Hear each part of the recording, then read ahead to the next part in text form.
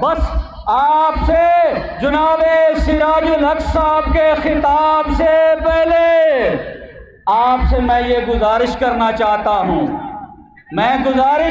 چاہتا ہوں جناب سراج الحق صاحب سے، سراج الحق صاحب یہ نوجوان آپ کی خدمت میں حاضر ہیں، ان کا مسئلہ کیا ہے؟ ان کا مسئلہ یہ ہے کہ یہ آپ کی خدمت میں میڈیا کے سامنے قرارداد پیش کر رہے ہیں۔ کس بات کی قرارداد پیش کر رہے ہیں؟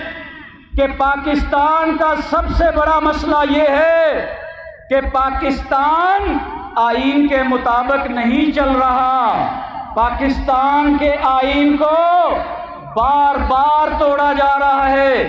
یہ نوجوان کہہ رہے ہیں کہ آج گھر کا چوکیدار گھر کا نمبردار بن گیا ہے، گھر کا چوکیدار گھر کا نمبردار بن گیا ہے۔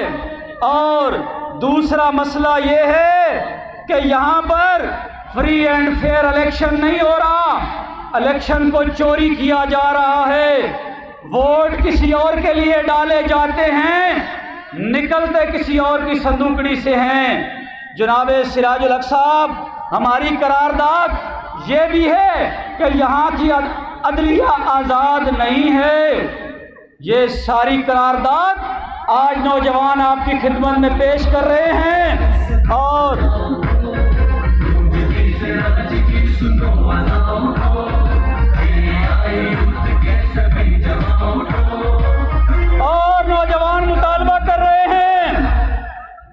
نوجوان مطالبہ کر رہے ہیں کہ سارے کے سارے سیاستدانوں، عدلیہ والوں، آئین کو توڑنے والوں، آئین کو تحفظ نہ دینے والوں، آئین کو توڑنے والوں کو تحفظ دینے والوں، توبہ کرو اللہ سے۔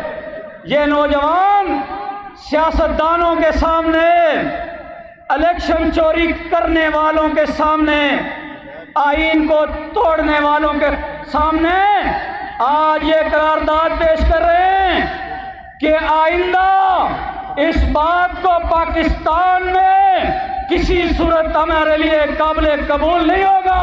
ہاتھ اٹھا کے جواب دو۔